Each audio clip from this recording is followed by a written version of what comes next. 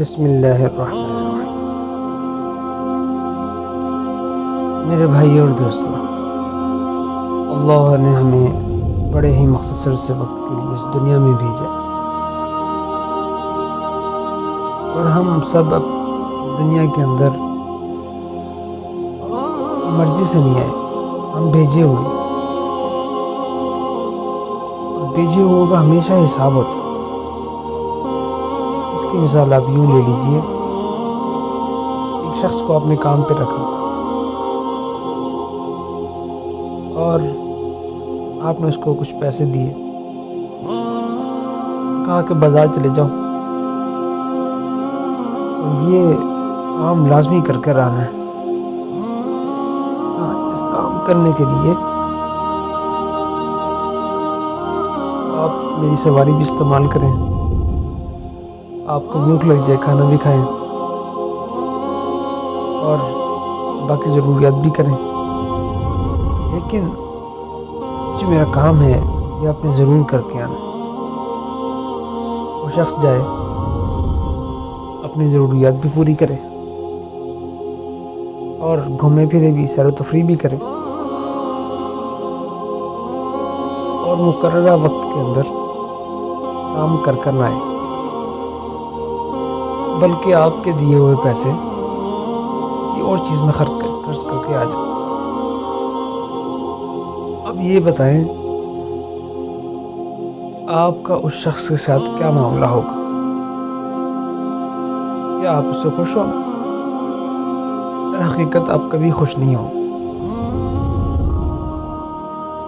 ایسے ہی سمجھنے کی بات یہ ہے، اللہ نے ہمیں اس دنیا میں بڑی نعمتوں کے ساتھ بھیجا ہے۔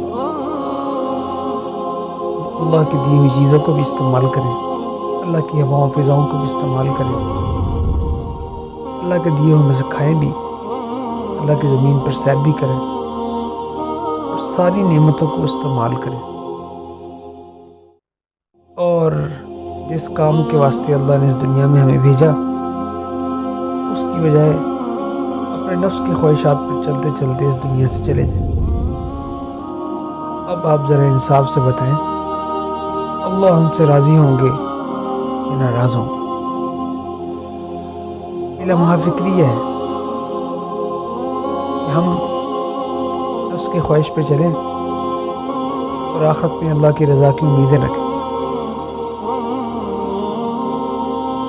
اس کی مثال یوں ہے، ایک کسان گندم کا بیج بوئے اور اللہ سے رو رو کے چاول کی دعائیں مانگنے لگے۔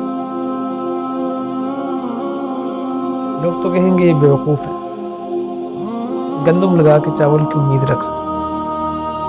سمجھانے والے سمجھائیں گے، ارے بھائی، چاول کا دانہ لگا کر چاول کی امیدیں رکھنا، ہاں یہ ایک سمجھداری والی بات ہے۔ گندم کا دانہ لگا کر چاول کی امیدیں باندھنا یہ بیوقوفی ہے۔